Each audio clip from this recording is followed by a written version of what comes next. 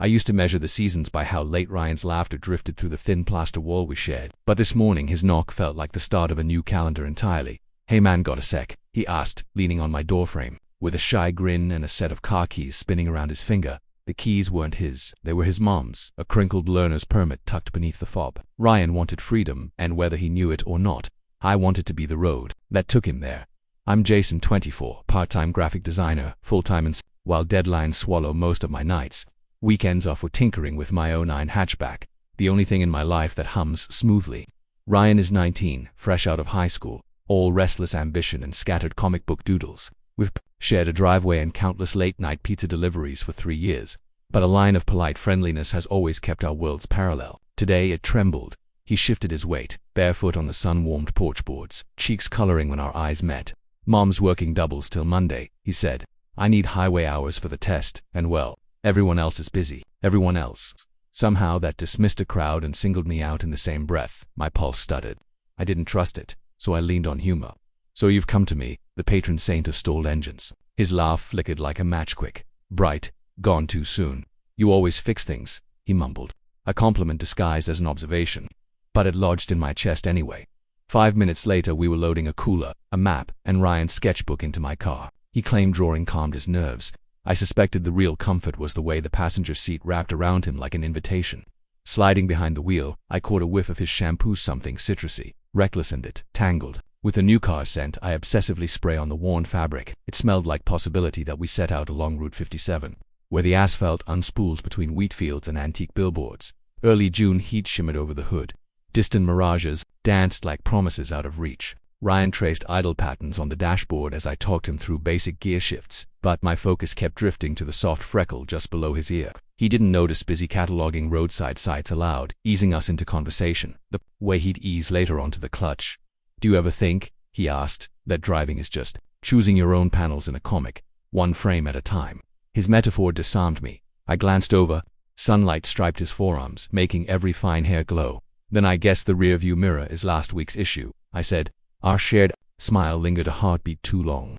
The silence afterward thick enough to fold. At noon we stopped for fuel and lukewarm gas station coffee. Ryan insisted on paying, fingers brushing mine when he handed over crumpled bills. Static sparked up. My arm he didn't pull away instantly. Neither did I. The cashier cleared her throat, an invisible referee, and we laughed too loudly, too quickly. Back on the highway, Ryan finally asked, "So, when do I drive?" His voice cracked at the end, half humor, half vulnerability. I pretended to study the gauges, hiding a grin. Giving up control of the wheel meant more than driver's ed charity. It meant trusting him with the music of pistons, the rhythm that has steadied me through every lonely night. Yet the hope in his eyes made the decision feel less like surrender and more like invitation. I checked the mirror, signaled, and guided us onto a quiet frontage road where wheat bowed in gentle waves. Stopping the car, I killed the engine and handed him the keys. His fingers curled around mine for a second, just longer than courtesy required. "Ready?" I asked, though the question pointed inward as much as toward him. Ryan's answering nod carried the gravity of an oath. As we switched seats, the cabin shrank. His knee brushed mine, his breath grazed my cheek. I tried to catalog every sensation, engine ticking as it cooled, faint vinyl squeak beneath shifting weight, the distant caw of a solitary crow afraid the moment might vanish like exhaust. Something fundamental had tilted. I sensed it in the quiver behind his smile, the way he bit his lip before turning the ignition. Whatever road lay ahead, we'd just crossed a line no map could chart, and I could feel the horizon pulling us toward it. Ryan's knuckles were white on the steering wheel for the first mile, so I filled the silence with our oldest running gag-rating mailboxes, like they were supporting characters in his graphic novel sketches. A lopsided tin one got a sidekick, destined for tragedy, while a bright blue post with cartoon stickers earned comedic relief lives miraculously through every plot twist. Ryan laughed, shoulders relaxing into a posture I'd only ever seen when he was hunched over his sketchpad on my living room floor. "We've been neighbors, almost exactly 1,043 days," he counted once while timing pizza delivery on my couch. On his first afternoon next door, he'd asked to borrow a hex key. I ended up kneeling beside him on his bedroom carpet, assembling a wobbly desk while he fumbled through instructions in French. Somewhere between mislabeled screws and shared exasperation, we discovered an inexplicable sync. We swore at the same moments, finished each other's movie quotes, and craved the same midnight cinnamon sugar toast. That first winter he'd show up on my doorstep with half-drawn comic panels for critique. He pretended it was professional curiosity, but I saw how he lingered, waiting for my small nod of approval like it might anchor him against turbulence at home. His mum's double shifts and his dad's silence since the divorce left dents. You could hear in the way Ryan fell quiet whenever someone asked who taught him to drive. Our friendship grew in those quiet dents and rushed. Necessary now the engine hummed beneath us, and wheat fields flashed by like sepia film strips. I coached him through gentle acceleration, my hand hovering near the e-brake close enough that the backs of our fingers brushed whenever he reached for the gear shift. Each accidental touch felt like a musical cue only I could hear. Remember, I said, ease off the clutch, don't drop it. Like turning a page, he muttered, concentration knitting his brow. Exactly. No creases. No rips. He grinned at the metaphor, then too late noticed he was still staring at me. Instead of the road, the car lurched. We jostled forward, seatbelts locking across our chests. Ryan's eyes went wide. My hand shot out instinctively, fingers spreading across his shoulder as if my palm alone could steady 2 tons of steel. He glanced down at my hand but said nothing. The silence that followed buzzed louder than the stalled engine. I offered a calm chuckle, masking the gallop under my ribcage. Stalling's a rite of passage. If you didn't do it at least once, I'd think you were a robot. Plot twist, he said, forcing a shaky smile. Ryan revealed his Android film. At 11, while I guided him through restarting the car, I found myself remembering the night he'd texted at 1 a.m. because his college application essay had disappeared after a power outage. I'd stayed up reconstructing every sentence from memory, over video chat, pretending it was no big deal. He'd called me a memory palace in pajama pants. Tonight, his gratitude clung between us like static. 10 miles later, the small complication arrived, not dramatic, just a soft thud-thud that vibrated up through the floorboards. Rear left tire. Ryan pulled over, swallowing curses. Dust kicked up around us in the afternoon light. I popped the trunk and handed him the jack. Initiation continues, I joked, but he kicked the gravel in frustration. Seeing him so deflated tugged hard at something protective in me. I crouched, guiding his hands to the correct points on the frame. Our heads nearly touched under the wheel well. The scent of his shampoo mingled with warm rubber and dry grass. Hey, I said quietly, remember how your panel heroes handle setbacks? They reframe the scene, he murmured. Right, tires, essays, life, they're all just rough drafts. He met my gaze, eyes a shade of green that reminded me of unripe pears. Hopeful. The moment stretched, wheel iron forgotten. A breeze lifted his bangs, and I had the absurd urge to tuck the strand back for him. Instead, I reached for the spare. We worked side by side, our movements unconsciously in sync. Each time our shoulders brushed, Ryan's breath hitched, but he didn't step away. When the last lug nut tightened, he nudged my elbow. Thanks, Jays. Not just for this, for you know. I nearly asked, do I know? But the answer glimmered in the way his gaze lingered on my mouth before darting to the horizon. His nerves mirrored mine, 2 skipping stones meeting the same ripples. Back on the road, the sun sank lower, painting the sky with brushstrokes he'd call overly sentimental if I drew them. He drummed fingers on the steering wheel, a rhythm I recognized from nights he edited dialogue in his comics, thinking hard, searching for the perfect line. Can I ask something? He said finally. Anything. When you taught me to replace that desk screw, were you scared it'd collapse? The desk or something else? He laughed, startled. Guess I mean, do you ever worry the things you fix might stay fragile? I turned in my seat, really looking at him, the determined set of his jaw, the nervous tremor in his left thumb tapping near the horn. Fragile doesn't scare me, I said. Ignoring cracks does. His throat bobbed. The car drifted slightly right until he corrected with a twitch. For the rest of that stretch he was silent, but his knee angled fractionally toward mine, not away. We shared the cruiser's small cabin with unspoken admissions, neither of us ready to unwrap them in daylight, yet both feeling their shape. When we stopped for gas and sodas, he tossed me the keys. Our fingers tangled. Neither let go until a pickup pulled in behind us, horn blaring for the pump. Back in the driver's seat, I adjusted the mirror, and our eyes connected in the reflection, his soft with gratitude, mine unable to hide the way my future suddenly felt mapped in the lines of his tentative smile. The spare tire held for exactly 42 miles. Far enough to lull us into thinking the mishap was behind us, but just past the county line, a metallic clunk echoed through the undercarriage. Ryan jerked the wheel. The hatchback fishtailed and crawled onto a gravel turnout flanked by abandoned silos. The dashboard sputtered a chorus of warning lights before the engine died altogether, leaving only the ticking of cooling metal and our matching heartbeats. Signal bars vanished the instant I pulled out my phone. Ryan checked his same mocking emptiness. Daylight was bleeding into amber dusk. The 2-lane road we'd chosen for its scenic solitude had delivered on the solitude part a little too well. I popped the hood, pretending calm, but one whiff of scorched coolant told me we weren't going anywhere tonight. Ryan leaned beside me, squinting into the engine bay, shoulders nearly brushing mine. Translation, he asked. Water pump. I sighed. It's done. We need a tow or a miracle. He exhaled a shaky laugh. Miracles seemed to charge extra after 5 p.m. A dirt path behind the silos led to a decades-old maintenance shed, half sunk into prairie grass. Its padlock was rusted clean through. Inside, among cracked leather belts and empty feed sacks, I found a dusty army blanket and a lantern that miraculously flickered to life after 3 tries. The shed smelled of dry hay and old secrets. But it was shelter and, suddenly, our only option. Ryan spread the blanket over stacked burlap, motioning for me to sit. When I hesitated, he grinned. "Come on, DJs, we've crashed on less luxurious couches during movie marathons."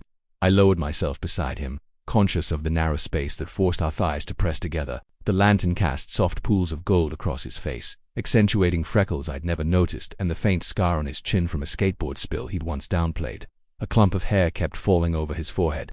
Without thinking, I reached to brush it back. My fingers grazed his temple. Heat prickled my ears. He stilled, eyes on mine, breath shallow. "Thanks," he whispered, but the word felt heavier than its syllables, an unwrapped gift we both pretended to set aside. I narrated a calm plan. Wait for morning, flag the first passing truck, hitch a ride to the next town. Ryan nodded, then produced a sketchbook from the cooler bag drawer with me, he asked, offering a pen like a peace treaty. Pages curled against my knee while we took turns adding to a spontaneous comic. 2 travelers stranded at the end of the world. Each panel revealed more than ink. His lines were restless, hopeful, mind careful, measured. At one point he sketched a tiny heartbeat icon above the taller character's chest and shot me a quick, guilty glance, as if he'd doodled a confession. I answered with a speech bubble over the second character, not broken, just learning the rhythm. He laughed under his breath, cheeks flushing. Silence settled, but it wasn't empty. It vibrated with everything unsaid. Night deepened, bringing a crisp chill. I offered the edge of the blanket. He scooted closer until our shoulders merged.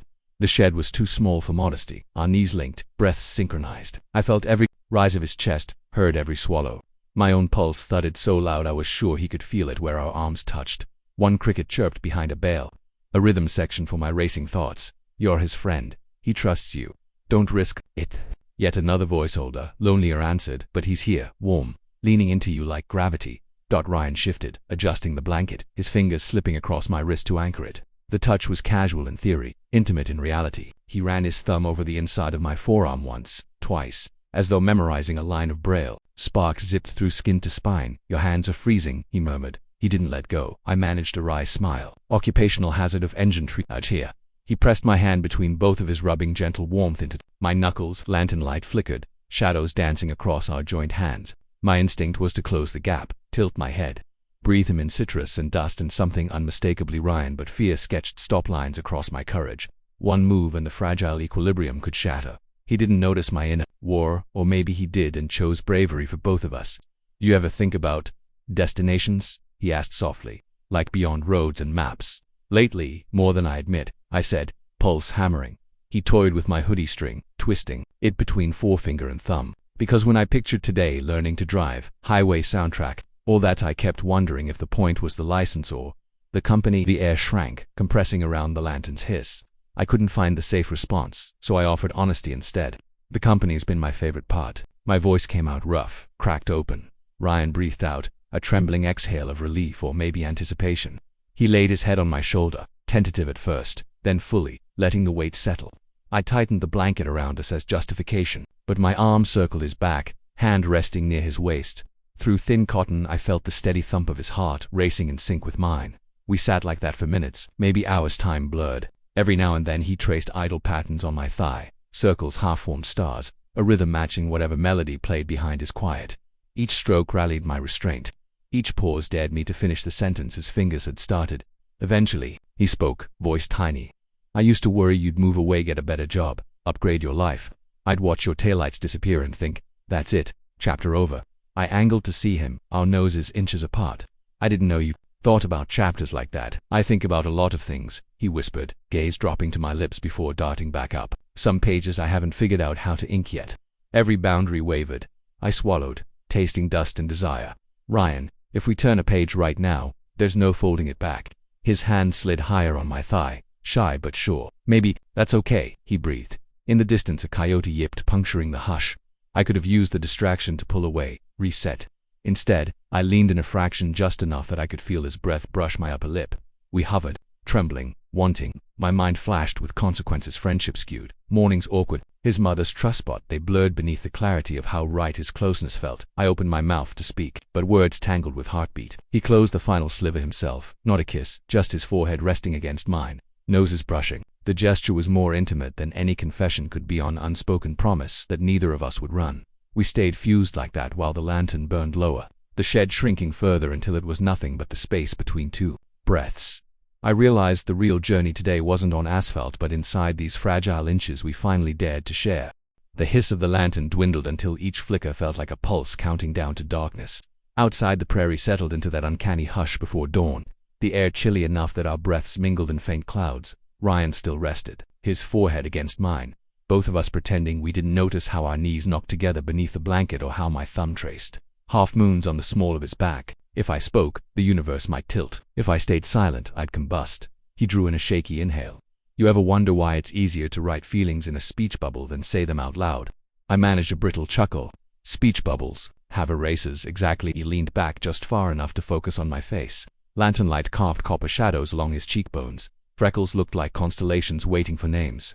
I've erased tonight in my head a dozen times already, but the drawing keeps bleeding through. My heart knocked twice, hard. What's on the sketch this time?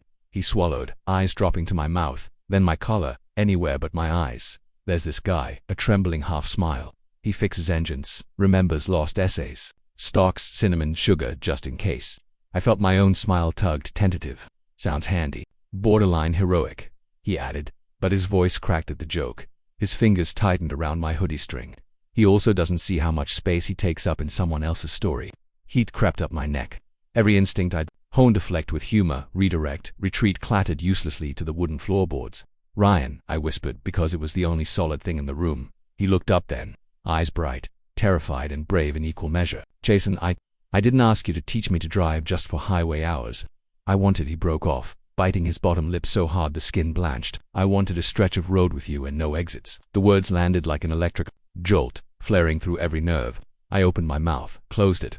Fear roared, of ruining him, ruining us, of stepping into a future I'd scarcely let myself dream. But the bigger fear now was silence, letting him dangle alone in the middle of his confession. Carefully, I cupped his cheek. He leaned into my palm so naturally, like he'd been waiting years for that single inch of contact. My voice came out, hoarse the truth.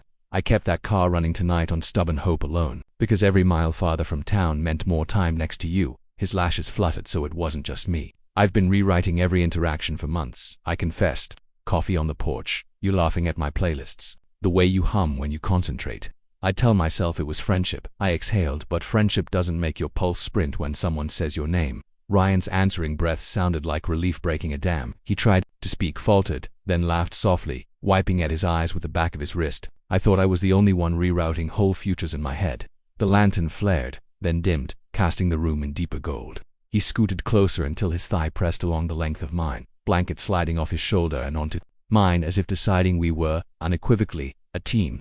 Can I tell you something stupid? Stupid is welcome here, I said. He lifted the corner of his sketchbook where our stranded travelers comic lay open to the page with the heartbeat icon. He tapped it. That panel, it's us. I drew it weeks ago before I knew how to write the next frame. His brave smile quivered. I guess I hoped tonight we'd sketch it together. My lungs tightened. Ryan, you're 19. I'm 20. He cut in gently. Not the Pleistocene. He nudged my knee. Age isn't what scares me. The idea of losing you does. I winced. Same. I keep thinking, what if I misread a look, pushed too far, and tomorrow you can't even borrow sugar without flinching? He grasped my hand, the one still resting against his cheek, and pressed it flat over his racing heart. The thump hammered beneath my palm, echoing mine. Does this feel uncertain to you? No, I admitted, voice breaking. It feels inevitable. His lips parted, but words failed him. Instead, he shifted until our noses brushed again, close enough that my vision blurred, all background detail collapsing into the color of his eyes. If we kiss, he murmured, trembling, that's the point of no return, right? Probably. I tried a crooked grin, but I'm starting to think return trips are overrated. He huffed a breath that might have been a laugh or a sob. You sure? I traced the edge of his jaw with my thumb, committing each line to memory. Ryan, I'm terrified, I swallowed. And I'm more certain about this than anything I've driven toward in my life. A silence bloomed unholy then. He whispered okay, and leaned in. The first brush of his lips was feather-light, more a question than a statement, but every nerve in my body shouted the answer. I angled closer, deepening the contact just enough for our mouths to meet, fully still soft, still tentative, yet undeniably real. His fingertips slid to the nape of my neck, a slow curl that felt like being tethered after drifting too long. We pulled apart an inch, breaths colliding between us, eyes wide with the magnitude of what we'd done. Ryan laughed, disbelieving. That doesn't feel erasable, not even with white out, I agreed, voice unsteady. He rested his forehead on mine again, but this time the tension had changed color, less sharp, more pulsing like embers. I've imagined that kiss since the night you taught me how to brew proper coffee, he confessed. I smiled at the memory of him bleary-eyed at 2 a.m. declaring my French press a sorcerer's tool. You were adorable, coffeed-up gremlin. His laugh sparked warmth in the chilly shed. Gremlin fell hard, he said, then sobered. But I'm still scared. What if this makes everything complicated? It will, I admitted. Your mom trusts me. Our friends think they know our story. Courage doesn't erase consequences. He nodded, biting his lip again. So, do we keep it secret? I considered the question, the responsibility coiled in it. I don't want to hide, but I also don't want to rush you into anyone else's timeline. I stroked his hair, once, gently. How about we write our next panel at our own pace? Just us, for now. Relief softened his shoulders. Deal. He tucked himself against my side, head pillowed on my chest beneath the blanket. The weight felt astonishingly right. My arm wrapped around him of its own accord. We sat that way while the lantern's glow finally guttered. Darkness enveloped us, but neither of us moved. With every breath, I felt his chest rise against mine, sinking like gears meshing. He whispered occasional thoughts, how the coyote calls sounded less lonely now, how cool the night smelled after panic subsided. I answered with small hums, half words, brushing my thumb along the ridge of his shoulder just to memorize the shape. At some point he murmured, half asleep, promise me tomorrow won't erase tonight. I tightened my arms around him, placing a kiss in his hair. Tomorrow has lousy erasers. He arched into the touch, sighing. The shed creaked in the breeze, but inside, everything was steady. 2 heartbeats, 1 blanket. A journey shortened by breakdown yet stretched into something larger than any highway mile. Before sleep claimed us, he whispered again, voice drowsy but certain. I don't need a license to know where I want to go. I smiled into the dark. Good, I replied, because wherever that is I'm already in the passenger seat, telling bad jokes about mailboxes. His quiet laugh fizzed against my shirt, and he laced our fingers together, settling them over his chest like a lock sliding into place. For the first time all night, my mind went still. Outside, dawn waited beyond the horizon, ready to repaint the world. Inside, we'd already drawn our next panel dense with hope, inked in the permanent lines of a shared heartbeat. Morning came in soft layers first, the hush of wind through wheatgrass, then the slow fade-in of birdsong beyond the shed walls. I woke to the smell of warm dust and the weight of Ryan against my side, his head still on my chest, his hand tangled in my shirt like he'd held it through dreams. The sky outside had begun to lighten into pale apricot, and for a while I just watched him sleep. There was something deeply surreal in the quiet, no rush, no hiding, just the rhythm of his breath against me. His lips twitched now and then, like he was smiling mid-dream. I traced a slow circle on his shoulder with my thumb, letting my own heart settle around the truth we'd finally dared to speak. He stirred with a tiny yawn and blinked up at me, hair mussed into soft curls. Morning already. His voice was gravel and velvet. Barely, I murmured, not moving. You snore, by the way, he gasped, eyes going wide. I do not like a baby dragon. Lies absolute slander. He smacked my chest lightly and grinned, cheeks coloring. Guess that's what I get for falling asleep on someone who files mental blackmail. I laughed, then softened. You slept on me. His face went still for a heartbeat. Yeah, he said quietly. And it felt right. We didn't rush to sit up. The blanket remained pulled over our legs, our arms still draped around each other like the storm hadn't passed yet. It hadn't, not really, but there was warmth now, and clarity. I was scared, he admitted after a pause. When I said those things last night, I thought I was maybe throwing away our entire history for one shaky maybe. You weren't, I said simply. You were rewriting it. He turned his face slightly into my shoulder. I'm still scared. Not about you, just what comes next. I nodded. Yeah, I've been there too. We live next door. Your mom trusts me. People notice things. I've already run all the worst-case scenarios in my head. His eyes searched mine, but I keep coming back to the same thing. I'd rather face all the awkwardness, all the figuring it out if it means I don't have to pretend anymore. I brushed a knuckle along his cheekbone. Last night was the first time in a long time I didn't feel like I was holding something back. He bit his bottom lip, then smiled slowly. You always say the exact right thing. It's infuriating that's just the coffee talking. We haven't had coffee yet. Exactly. He laughed again, deeper this time, and rolled halfway onto me, pinning me with his weight playfully. If you're going to be smug and right, I'm not moving until you admit I drove better than expected. I pretended to groan. Fine, you only stalled once. That's like apprentice-level wizardry. I'll take it, he said, and kissed my jaw soft, barely there, but enough to make my skin hum. We finally sat up and untangled from the blanket. He stretched arms overhead, shirt riding up just enough to reveal a flash of skin, and caught me staring. What? He asked with mock innocence. Nothing, I said. Just recalculating my entire mental map of you. About time, he replied, and reached for my hand again. We packed up our things in the growing light, not rushing but moving in sync, like we'd done this 100 times before. Outside, the road glinted beyond the wheat, still quiet and empty. As we waited for a signal to ping back on our phones, we leaned against the hood of the car, sipping warm water from the cooler and watching the horizon brighten. "Do you think this was the right way to start something?" Ryan asked suddenly. "What do you mean?" "I mean stranded in a broken-down car, sleeping in a shed mid-nowhere." I smiled. "I think the fact that it wasn't planned is what makes it right. We didn't script it. We didn't overthink it. It just happened. Honestly, it's the most honest beginning we could have had." He reached for my hand again, laced our fingers, and squeezed. "You're gonna make it really hard not to. Fall harder every day. You know that." "I'm okay with that risk," I said. When the first truck passed by, we flagged it down. The driver, a local rancher with a weathered smile, helped us make a call, and within an hour a tow was on its way. Ryan sat beside me on the bed of the truck as we waited, his head resting lightly against mine. We didn't need to fill the silence with anything this time. Later, as the car was hoisted up and the dust kicked into the morning sun, Ryan leaned close again and whispered, "This isn't just a one-night thing for you, right?" I turned to him, brushing my fingers through his hair. "No, this is a beginning, and I want every mile of it with you." He kissed me again, slow, certain, less like a question and more like a statement this time.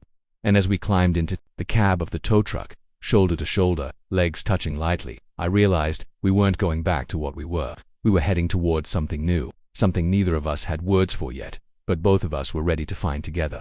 By the time the tow truck rattled us into town, the sun sat high and honey bright, flashing off storefront windows like a promise scrubbed clean. The driver dropped us at the garage with a cheerful, "Young love always gets a lift," before rumbling away.